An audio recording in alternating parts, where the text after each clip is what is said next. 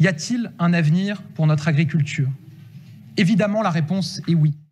Et depuis 2017, nous avons voulu agir pour le montrer.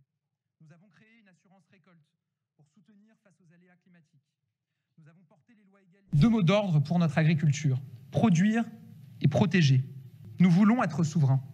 Souverains pour cultiver, souverains pour récolter, souverains pour nous alimenter. Nous inscrirons l'objectif de souveraineté dans la loi.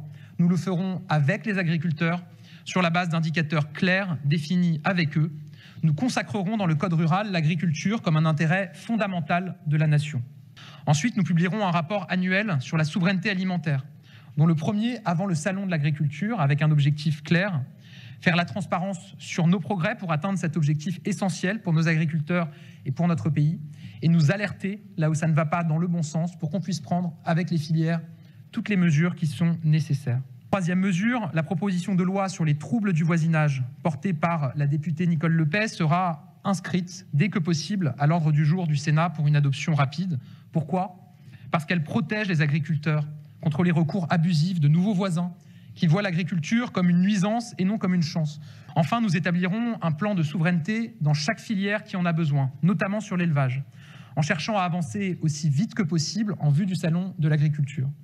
L'objectif est clair: nous voulons renforcer notre agriculture filière par filière. J'ajoute qu'une attention particulière sera évidemment donnée à nos outre-mer. Nous allons accélérer sur le respect des objectifs Egalim dans la restauration collective. Oui, l'État sera exemplaire pour atteindre les 50% de produits durables et de qualité et arriver aux 20% de bio dans nos approvisionnements le plus vite possible. Autre objectif, redonner du revenu aux agriculteurs. Là, on est sur un des cœurs du sujet. Pourquoi? Parce que le revenu des agriculteurs, c'est la dignité de nos agriculteurs. Nos éleveurs ont besoin d'un soutien spécifique. C'est pourquoi je vous annonce que nous leur consacrerons 150 millions d'euros en soutien fiscal et social dès cette année et de façon pérenne. Un travail avec la filière permettra d'en préciser les modalités. Enfin, sur le sujet des retraites, nous allons retravailler les propositions en cours sur le sujet des 25 meilleures années. Je pense notamment à la proposition portée par le député Julien Dive.